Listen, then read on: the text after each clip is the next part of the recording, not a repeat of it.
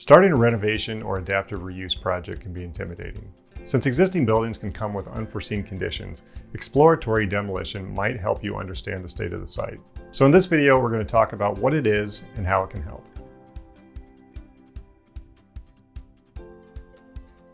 My name is Nick Lindsley, and I'm a principal here at Newman Munson Architects. We've worked on adaptive reuse projects including Market 1 in Des Moines, Fort Des Moines, and the Stanley Center for Peace and Security in Muscatine, Iowa. In our experience, exploratory demolition can minimize risk during construction and also help with budgeting. By the end of this video, you'll have a better understanding of what exploratory demolition is and how you can prepare for it.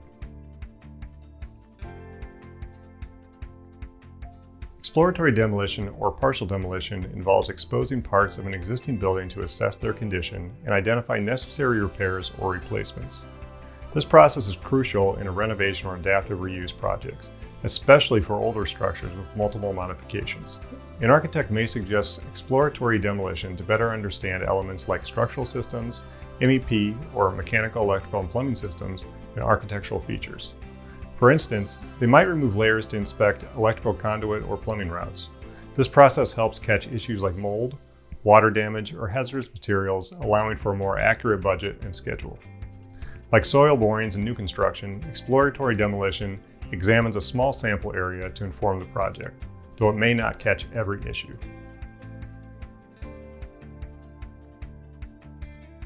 Your design team can focus on areas that won't affect your operations. Though it may create a temporary eyesore and require upfront costs, consider it an investment.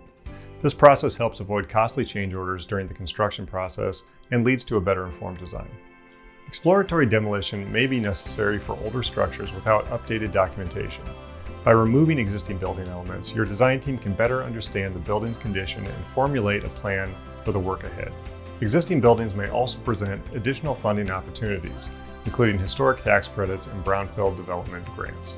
We recommend accounting for these potential opportunities when selecting a site for your project. Learn more by reading about good fits for an adaptive reuse project.